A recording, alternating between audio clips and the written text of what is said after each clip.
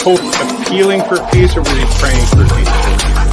And the same applies to the carry-on drag. Yeah, that's a good question. So what do you have to say about that, guys?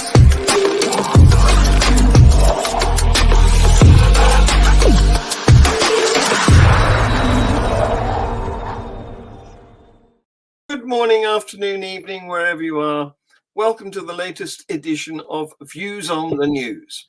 And we have joining us today in our panel of opinionated people, we have my co-host Tersia. Welcome, Tersia. Thank you for coming.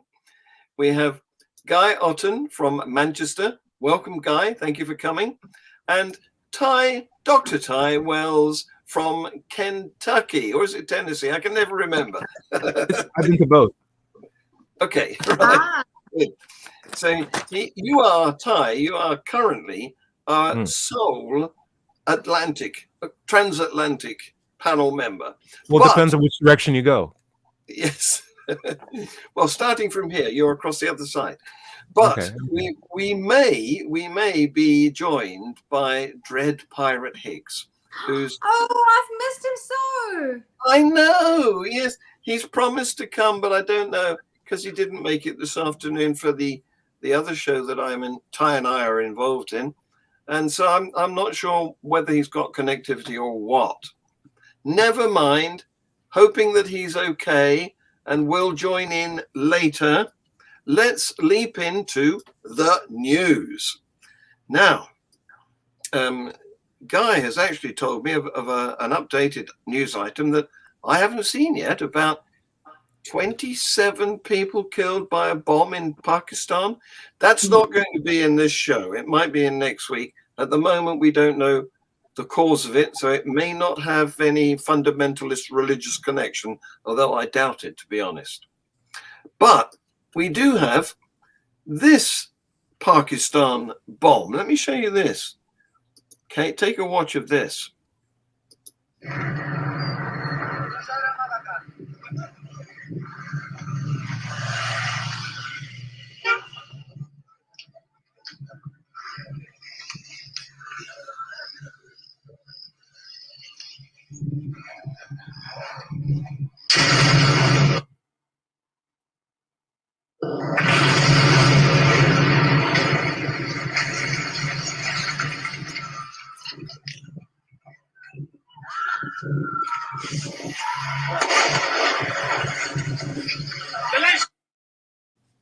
Did you see that? Did you hear that? Was that a rocket taking off? What was it? No, apparently there was a bomber in that mosque, and the police had been sent to find him. And I don't know, I'm going to show it again because it's very brief. It's only 36 seconds. So have another look. You'll see the policeman moving towards the window. There's a big blue arrow identifying him. And when he gets to the window, the bomb goes off. Here we go.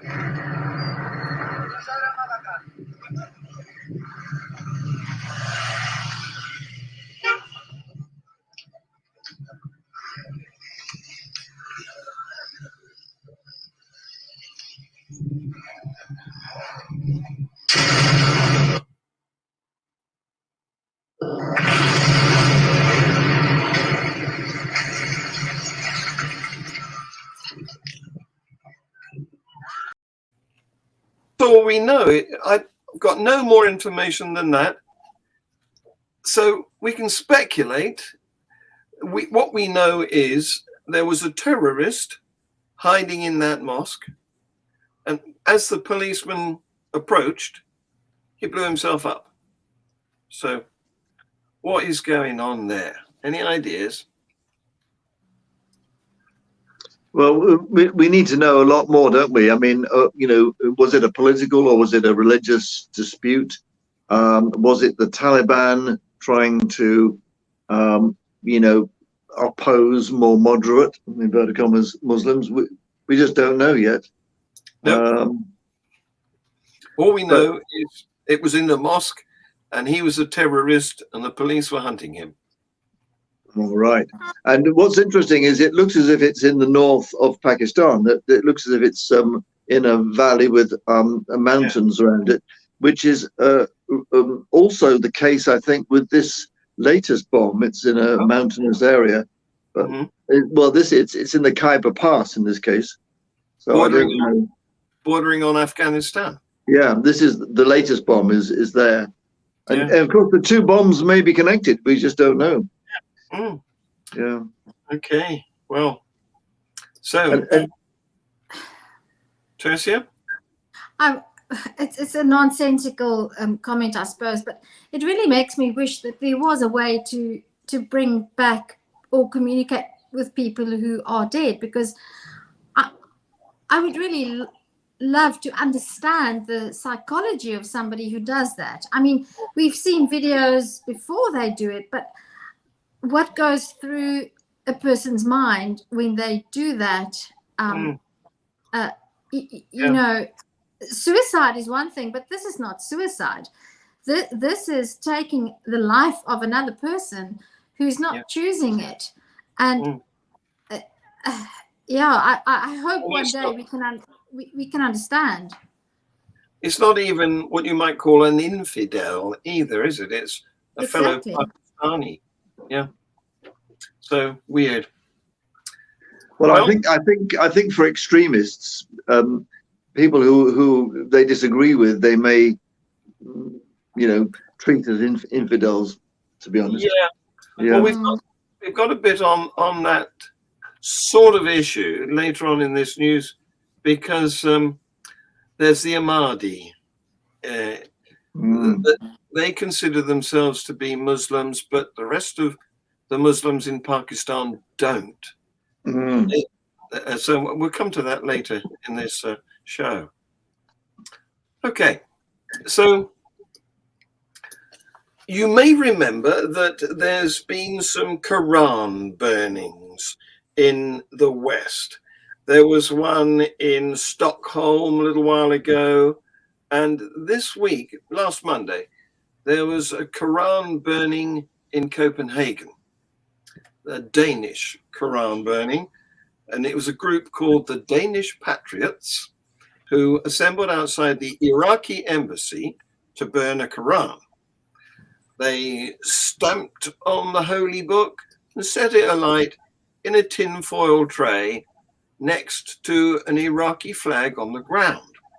Well, this, of course, enraged quite a lot of Muslims in their home countries. So, in Baghdad, 1,000 demonstrators tried to get to the Danish embassy to protest, and security forces had to use tear gas, and bridges leading to the city's fortified green zone had to be closed. And the Iraq Foreign Ministry said that such acts were the virus of extremism and hate, and they pose a real threat to the peaceful coexistence of societies. Well, there's a word that springs to my mind, which is hypocrisy. What say you? I want Dr. Ty to go first, because we had a conversation about burning books and the effects of that. Yeah. It's a weird thing. It's hard to make a parallel. So if there was a bunch of insomniacs that got together and they decided to hold a protest where they say, we're burning Martin Luther King's speech because we don't dream, we don't even sleep. And I'm like, oh, that's cool. That's cool. Like, I wouldn't take offense to anybody, desecrating some sort of symbol for Black ideology or Black identification, because I already know you're racist. We have this thing in the U.S. where it's like, we already know. Everyone's a little bit racist here. It's okay. Like, just don't take it too far where you're actually hurting people. Go on ahead and do your protest. Go on ahead and stamp it on the ground and do that. But when you take it to the point where you're actually harming other people, that's when we start having laws. Yeah. It's like when you actually, are hurting unarmed citizens or putting them in jail for nonviolent crimes, we'll have umbrage there. But you're free to express yourself in any way you want. And now my two thoughts would be, if someone bought a piece of their property, they can do whatever they want with their property. You know, as long and we already have laws that make people not property. But if I buy a picture and I decide to throw it out my window, well, it's my property. I paid my money to the person. So if they bought the Qurans, I don't see how this is an issue. If they stole them, hey, that's wrong. You're not supposed to do that. In my mind, I would say, like, okay, there's an offense of property. You took something that didn't belong to you and you destroyed it. We already have laws and protection for that. But if they just bought 200 books from their local little Iraqi shop, you know, to protest, guess who made money? If I go to Burger King and I say, I'm only buying the veggie burger, sir, Burger King's going to take the money and use it to make more cows go down the slaughterhouse. Well, the thing here is, you know, Ty, you know that you're not holy. So excuse you.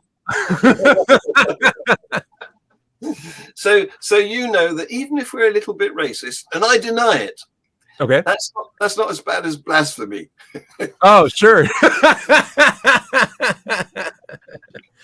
All right. And so, I mean, it is a complicated business, this, isn't it? Because in principle, I'm against the burning of any books. That's just wrong, even if I disagree with the contents of the book.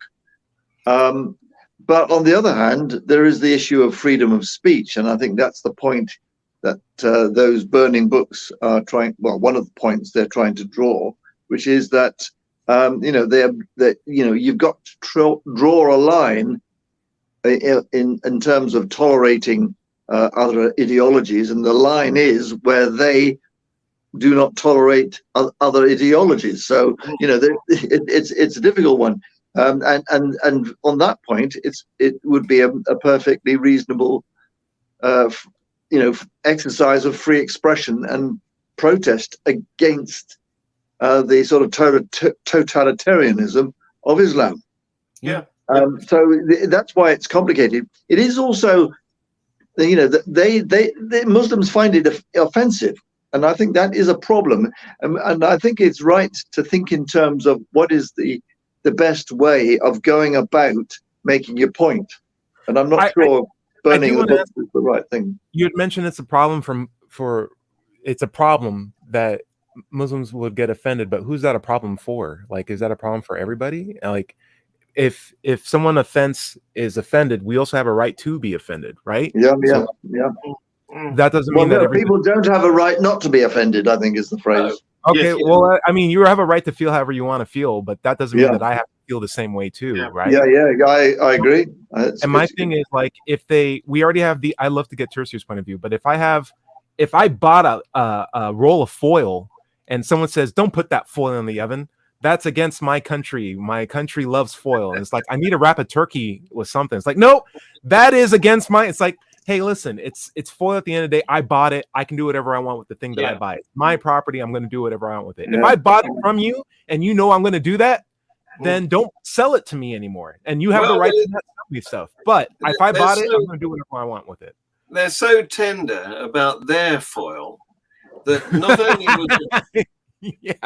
not only was there a protest in Baghdad, but there was also another protest in Sana'a, the Yemeni capital, and Turkey called the incident a despicable attack, and so on and so forth. So it's upset it's offended a lot of Muslims in different parts of the world.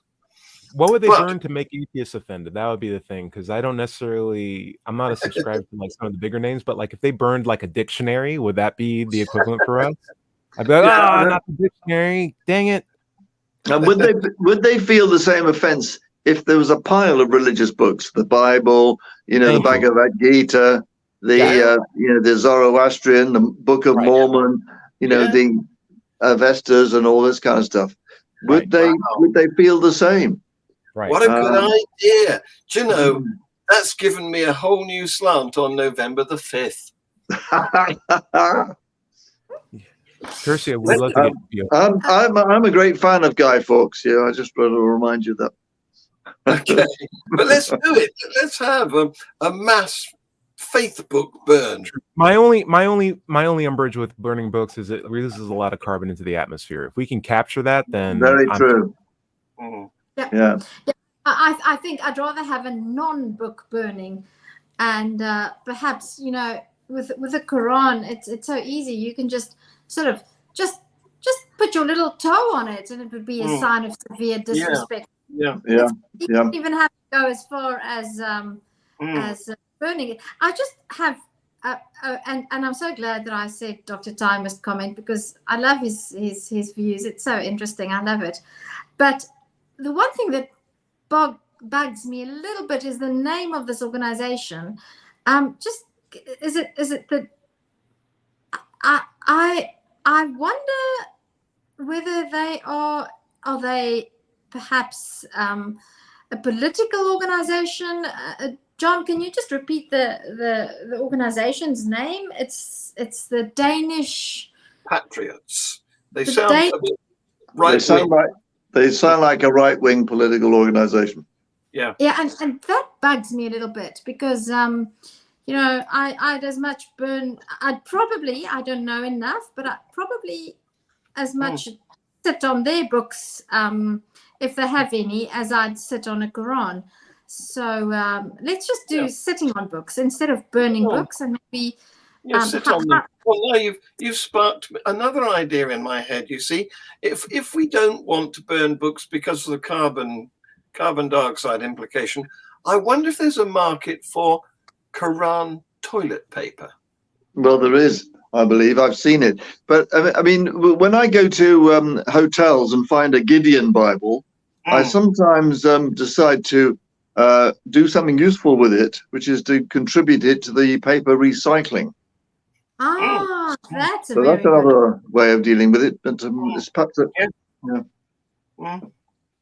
Anyway, sticking with the right wing here, there's a Tory councillor in Northamptonshire who tweeted about pride. He tweeted that pride is not a virtue, but a sin.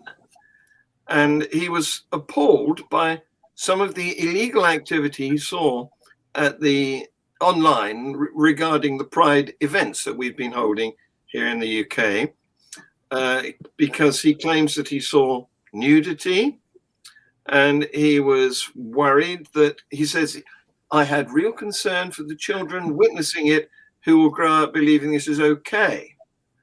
Now, of course, Pride in London has a code of conduct which says that nudity is not allowed. But this man has been, his name is Mr. Lawal. He's King Lawal. In fact, King is his first name. In fact, it's his Christian name, because he is. Is he a Christian? Because Lawal sounds Pakistani to me. No, I think he's Western Africa. Right. I mean, did he have his binoculars out to see this, to watch this? So because it's, I mean, certainly in the Manchester Pride, which is coming up at the end of the month, there's a code of conduct there which bars nudity. So I would be surprised if there are any prides around the country that didn't have something similar. So well, he saw it online, so of course there's no knowledge about how nude it was or where it was videoed. It was just online, so we don't know the origin of it. But he has been suspended by the Tory party, and he's not happy. So he's taking legal action against the Tory party for being cancelled. And the Christian Concern Group is supporting him, and they said that he's been not only suspended from the Conservative Party, but that he has been cancelled by 7 organizations on the basis of this tweet that he made, which is deleted. And what it said before it was deleted is this: when did pride become a thing to celebrate? Because of pride, Satan fell as an archangel. Pride is not a virtue, but a sin. Those who have pride should repent their sins and return to Jesus Christ. He can save you. Mm. Well, Although pride comes before a fall. Yes. Well, yeah, that's the I origin. mean, he should be suspended because he's bringing in religion into politics. That's completely, unacceptable. Secondly, he's demonstrating he has no idea of what pride actually means in that situation. So that's yet another, he's showing his ignorance, or maybe it's deliberate, because pride it has a different meaning for gay pride to the pride that is a sin, in the religious language. Oh, really? I think so, yeah. And good on the Tory party for suspending him, I'd say. And I don't know if I'd often say good things about the Tory party, but Well, there you go.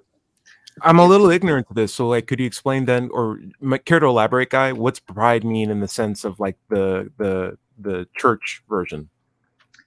Yes, for Christians, pride is one of the seven deadly sins. How they define it?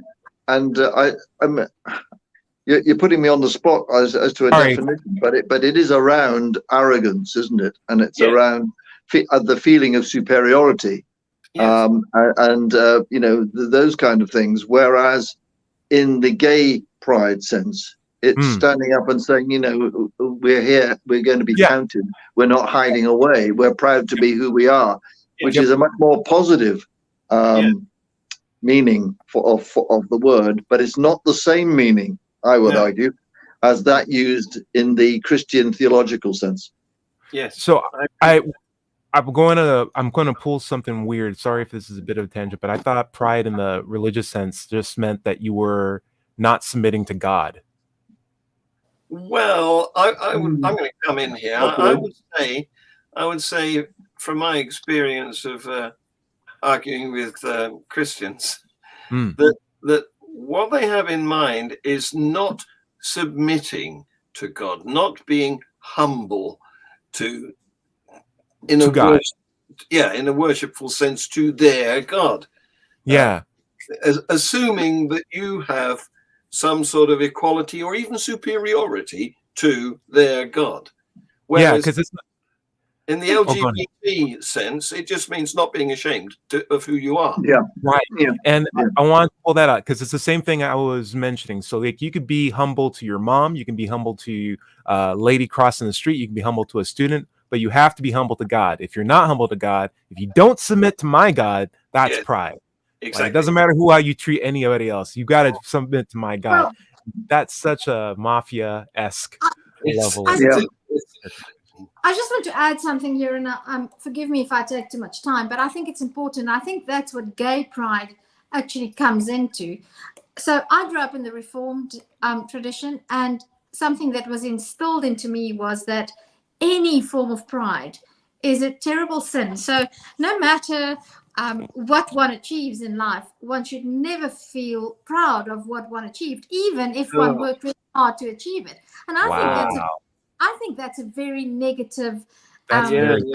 It's very negative, and so I achieved not many things, but whenever I achieved something, for example, when I was in primary school, I was appointed head girl, and I remember that the very first things my parents told me, and I'm not holding this against them, that because this was how they were indoctrinated, but they congratulated me after they reminded me, just remember that you're not doing this of your own ability. It's because God made you able to do this. And it's such a negative thing to tell a child, because you always feel guilty. I mean, when I achieved something, I felt guilty about being proud of myself for what I achieved, even if it was through hard work, And I think the idea that arrogance is definitely negative, and I think one should teach one's children not to be arrogant, and Yeah. arrogance is a very negative attribute. Yeah, But to yeah. be proud of one's achievements Yes. is not Yeah. negative. Well, It's good. what's going on there? What's going on there is they want to destroy the self-esteem of their children from day one so that they've got their submission. That's what's going on there. So you mustn't be proud, even if you deserve your accolade, whatever it is. That's ridiculous, in my view. No, but I mean, it is an interesting discussion to draw this distinction between the meanings of the word. I think that is, and I think the idea of pride. I think Ty is right there. You know, there is an idea of rejecting God, but of course, for us, the rejection of God is a sort of basis. It's not something that we are it's not a character defect as far as we're concerned. No. It's a logical position to take. Yes. Yeah. Reason and rational. Yeah. Okay. So it's a shame that Dread Pirate Higgs from British Columbia is not here to take this next item, because it's about Canada. It's about Quebec, where they had last April, the Quebec education minister barred public schools that are on the state payroll from making space available to students for prayer, citing the province's policy on institutional secularism. Okay, sounds reasonable. Yeah. But the Canadian Civil Liberties Association and the National Council of Canadian Muslims have argued that the ban was causing irreparable harm to Muslim students. But the Superior Court judge, Justice Lucas Granazik, disagreed. He ruled that the groups didn't prove that there was an urgent need to provide this facility. They didn't provide enough backing that their case was merit-worthy, and he has banned or denied their request to suspend the province's ban on prayer rooms. It's a sort of a double negative. Do you see where I'm coming from? Yeah. Yeah.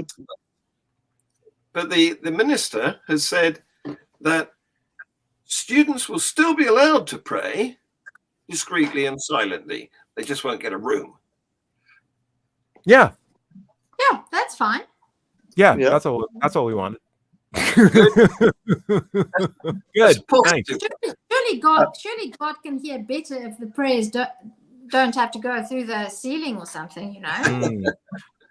I mean, wow. it is an interesting one, this, because there is a proliferation of quiet rooms and prayer rooms, you know, throughout hospitals and colleges and airports and things. Yes. And you know, it may well be that a quiet room or a room that people in distress can repair to is a good thing. Right. But you know, yeah, a secular country shouldn't be expected, I think, to provide facilities for private groups who wish to pray. Correct. Indeed. So like Yeah. my school at Georgia Tech, we have a room called a quiet room, which is in the hustle and bustle of downtown or midtown Atlanta. It's nice to just have a place that's on campus that you can sit. It's like a library, but there's no books. You can literally just sit, and if you want to read, you can read.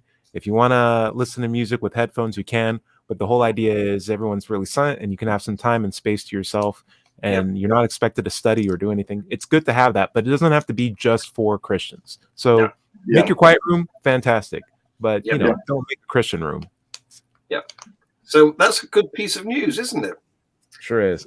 To Tersia's idea of like, why not take holy books? I don't know how you feel about this. I don't know if it's desecration as well, but you take a holy book and you make a little antenna and you stick it behind your ear for like better frequency capture as you send your prayers out to God. You could do this, and this will be the new thing. Everyone has a little piece of the Bible rolled up behind their ear. Well, the trouble is that in a psychiatric unit, and that's where I'm a chaplain, we do have this interfaith room, and they have we have there's lots of texts from different religions, and of course humanists have got a drawer full of stuff as well. I've got Greta Christina in there, which I think is hard-hitting good stuff. But the worry that I have is that a lot of mental patients think they're getting direct messages from God anyway. Okay. I wouldn't want to encourage them. Sure. Okay, still need some work. We'll get to it. Well, we will perfect the scheme. We need a firewall, is what Guy says. All right. Yes. On that subject, we've got an item here from the UK where a newly registered Christian charity called Mountain of Fire, that's the segue, and Miracles Ministry, Belfast. It's registered with the Charity Commission for Northern Ireland, because although you can't do that in the rest of the UK, it's still possible to register that sort of Christian charity in Northern Ireland. And what this guy has done, he's Pastor Daniel Kolawole Olukoya, and he's a Nigerian who has a big church. There's video of huge numbers of people worshiping at his church, with him leading the worship. And what he does is he conducts sermons on witch hunting. Do we want that in Belfast? What he's done is I won't. If you want to see his sermon, look at the Global Atheist News that this program is based on. I watched it. Did you? Yeah. It made me feel so much at home. We get that in South Africa all the time. Yeah. I just really? Yeah. They get it. They get it in Nigeria big time, and there's Leo Igwe, of course, has been spearheading the opposition to it. So it's bad news when this sort of rubbish gets exported to the heathens in Europe, really. In Northern Ireland, yes. Well, Leo is good on anti-witch hunting. Yeah. So this guy, Pastor Daniel Kolawole Olukoya, says there's 5 different ways you can become a witch. Some of which, pun not intended, are by accident. You can be unconsciously initiated into witchhood. And watch the video. It has to be seen to be believed. But do we want it in Belfast? Hands up. No. Do we want it anywhere? No. Yes. No. Yeah, there you go. Staying with the UK, we've had, although we've abolished blasphemy law in the 3 countries, Scotland, England, and Wales, we haven't managed to abolish it yet in Northern Ireland. Right. And we've got people who cling on to the idea of blasphemy, although it's legal now. Okay. So they have a backlash to incidents that they think are blasphemous and we don't. So they have been intimidating, violent, and there's a fear that there could even be mass killings as a result of this hangover from the days when blasphemy was illegal. For example, Kettlethorpe High School, a student scuffed a Quran, and that made national news because it's such a blasphemous thing to have done. Batley Grammar School, a teacher showed his pupils cartoons of the Prophet Muhammad in an RE lesson, you know, as a visual aid to the subject that he was covering, and he has been forced into hiding because of the threats to his life by these people who think that blasphemy is a real thing. And in 2016, there was an actual murder of an Islamist extremist who sought to defend the honor of Muhammad from a guy called Asad Shah, who he killed, for being a member of the Ahmadiyya Muslim community. And as I was saying earlier, real Muslims don't think they are proper Muslims. And in Pakistan, it's a criminal offense for an Ahmadi to refer to themselves as Muslims. So that is all coming over here now, thanks to, you know, our colonial past. Yeah. Well. I wonder what would happen if one asked somebody who believes that blasphemy is a crime, why God does not do the punishment himself. I mean, why can't God just sort it out and just leave it to God? I mean, it's, after all, he's the victim. So just let him sort it out, you know. And the fact that he doesn't suggests that God is not bothered. Maybe he's not Or so doesn't exist. Yes, exactly. Yes. Yeah. So staying with this sort of British atrocity that's going on, 3 Jewish faith schools in London fail to meet the school standards because they don't teach the necessary content in relationships and sex education, RSE. The guidance says it mandates the teaching of about sexual orientation and religion and belief, and same-sex marriage, you know, being a possibility. But these schools, one of them's called the Bayestrana Girls' School, they have told Ofsted, the inspection body, that they do not intend to teach pupils about the legal rights and responsibilities regarding equality. They're not hiding it under a bushel, you know, they're shamelessly saying we're not going to follow the law. And what's going to happen to them? I mean, is this going to have any effect on whether they can still operate? That's what I'd like to know. Yeah, watch this space. I don't know what's going to happen. I mean, I imagine they will be their Ofsted will be inadequate. They will be inadequate. But the real question is whether public funding is withdrawn from these schools. Yeah, should be. That's what should happen. Yeah. Well, they have been rated as inadequate for the last 3 inspections, I think. Sometime going back to 2014, which, you know, doesn't fill one with a great deal of hope. Nothing has happened in all that time. And I suppose there's a chance that some parents might find that rating as unsuitable. Some parents might find that a good thing, not a bad thing. Well, yes, some.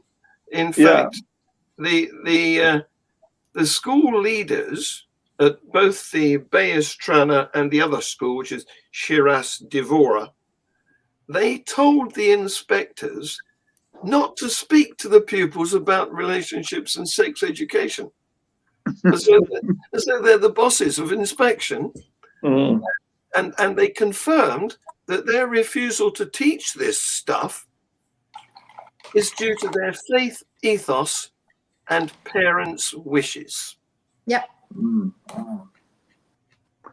It's an interesting problem, because there comes a point where we have to think about whether these children are being in some way abused, or, you know, they're clearly being indoctrinated in such a school. If anything, disadvantaged, right? What's that? Sorry? disadvantaged, right? Like that could be. Disadvantage is putting it mildly. I think that's politely disadvantage. And does it become a child protection issue or not? This is the sort of discussion that's going on in my mind. These questions. They're being misled about the legal rights of protected people. Same-sex couples. But that opens up a whole complicated issue. Even in a country like South Africa, I was just thinking about this in the week in a Facebook post.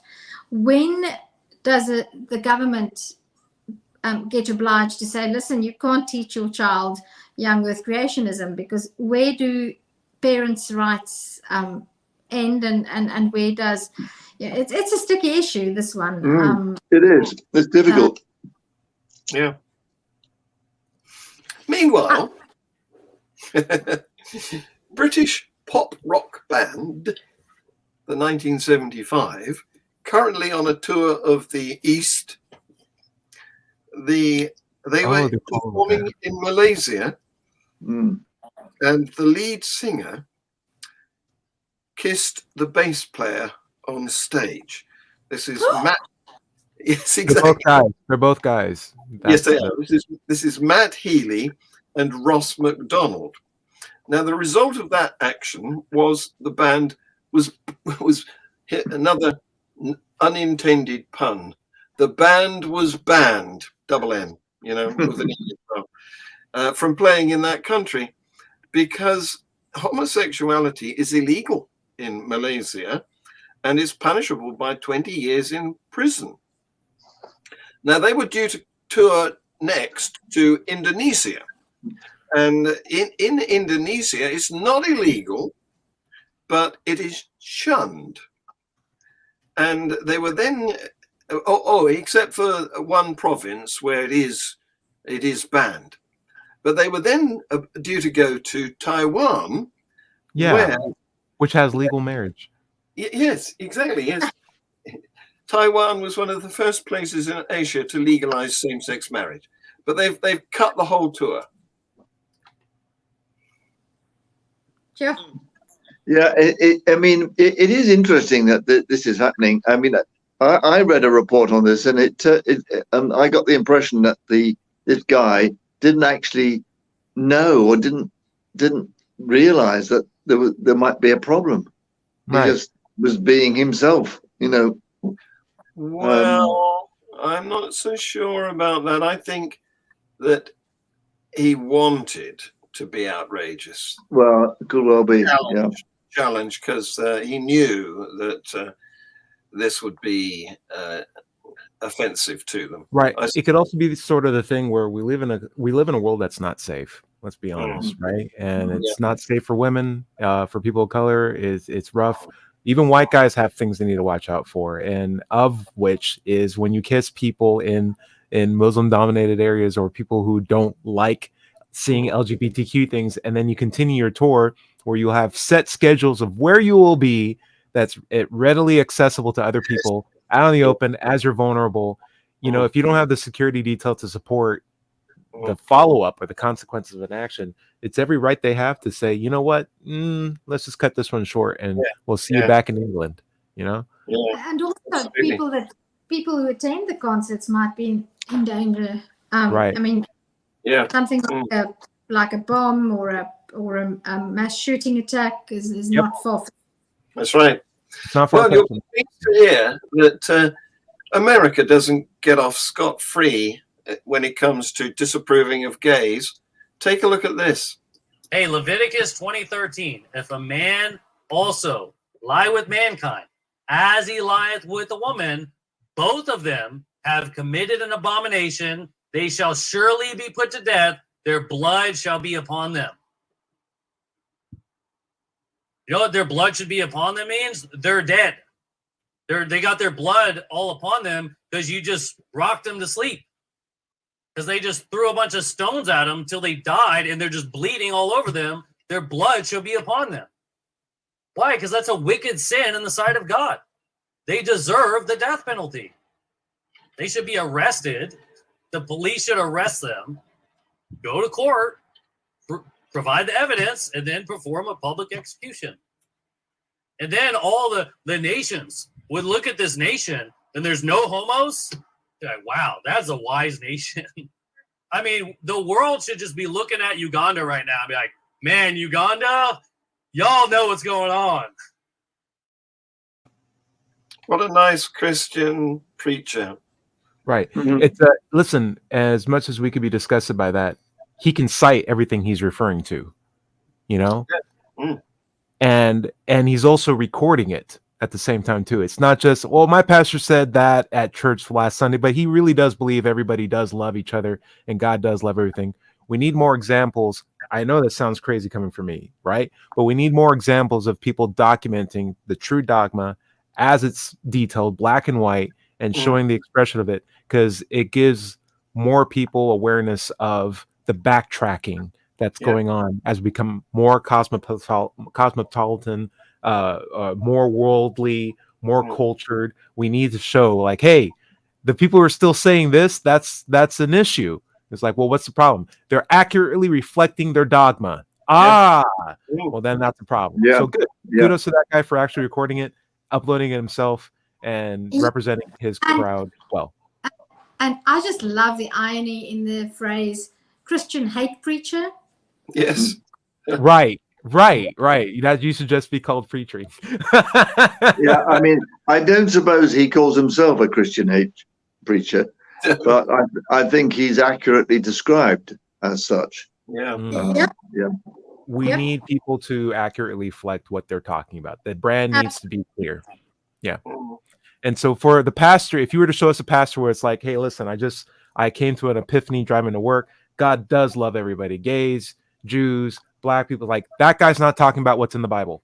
No. That guy is not representing his faith well. And that could be what leads a lot of people into further years of indoctrination by some guys, cherry picking of phrases from the book. That guy picked exactly what he is referencing. He cites it. He speaks it in black and white. And it's scary because it is scary. It's disgusting because it is disgusting. So good job on him for representing it well. I wouldn't have The fundamentalists are the most honest in that respect. Yeah. Put your cat down. So there's a very sad item now, I'm afraid, because as you know, this week, Sinead O'Connor died at the too young age of 56. But what she did while she was alive was amazing, because she cracked open a complex and deep emotional network in the Irish psyche. She expressed the pain of growing up in a place where little truth-telling occurred.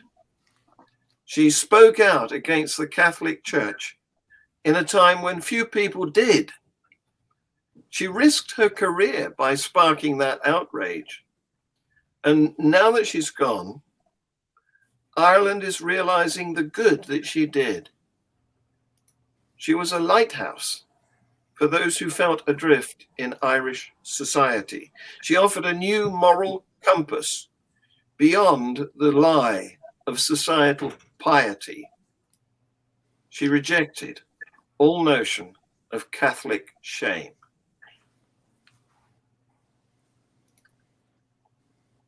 That's what we were talking about earlier, isn't it? The shame they instill in their children, particularly. Yeah. I think she famously tore up a picture of the Pope, didn't she? Yes. Yeah. I mean, what was clear about Sinead is that she stuck to her principles and beliefs, and did not care if she lost support and money. That's right. And the bizarre thing is, she then became a Catholic priest in some sect of Catholicism, and finally became a Muslim. And you think, what the hell's going on there? The poor woman was adrift herself. Yeah. Casting about some sort of certainty. Just sad. Yeah. Finally, a little lighter note. Ukraine has moved Christmas Day. I think it's going to confuse Father Christmas. It used to be on the 7th of January under the Russian Orthodox calendar, but it's now the 25th of November. December. Because like it should be. Well, I mean, I don't think that there was a Jesus Christ. I think it's highly unlikely. The evidence is very thin. He's likely and so, a bunch of other people stories put together, right? Yeah, exactly. So I think it's it doesn't really matter which day the mythical birth of the mythical person took place on. Right. In fact, it's been calculated that if there was such a person, thanks to the changes to how the calendar has been adjusted in the meantime, the last 2,000 years, he was actually born in April.